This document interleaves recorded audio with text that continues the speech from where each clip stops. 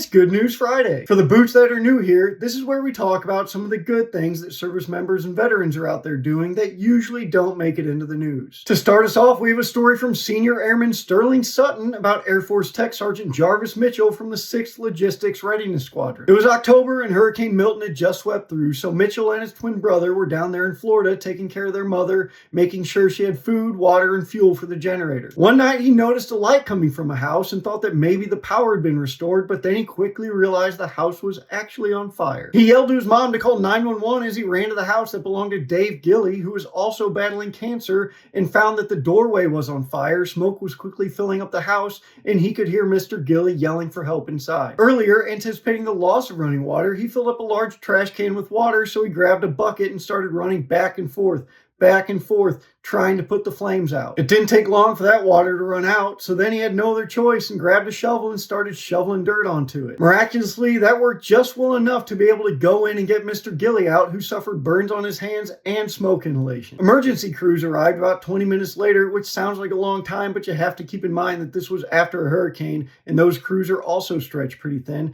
and they found the flames mostly extinguished instead of a house burning on fire and a dead body inside. Next up, we have a story out of Niagara Falls Reserve Station brought to us by Senior Airman Anthony Reyes about Air Force Staff Sergeant Steve Skelton. On January 12th, he was sitting in a restaurant after finishing up his weekend drill, getting ready to watch some football, probably the Broncos-Bills wildcard game, when he heard screams. He turned and saw two elderly women falling face first down an escalator, which is just really bad for all sorts of reasons. He ran over and found them both unconscious on the stairs, banged up and bleeding, with the escalator still carrying them down to the bottom. Now, I don't know about all of you, but no matter how old I get, there's always this little fear in the back of my mind that I'm going to get sucked into the grates of an escalator, and don't laugh at that because that shit happens. Anyway, fearing that the ladies would get sucked into the grates because that does happen, he yelled for someone to hit the emergency stop and call 911 while he dragged them off the escalator. With the women safe from becoming a really fucked up statistic, he started rendering first aid until the paramedics showed up. For this, he was awarded the Air and Space Commendation Medal. That's going to be it for this weekend, but if you have something that you think we should talk about next weekend, you can go ahead and send it to my email at kyle.gunn@taskandpurpose.com. Until then, check out our site at taskandpurpose.com, and if you're not already, you can follow us here too.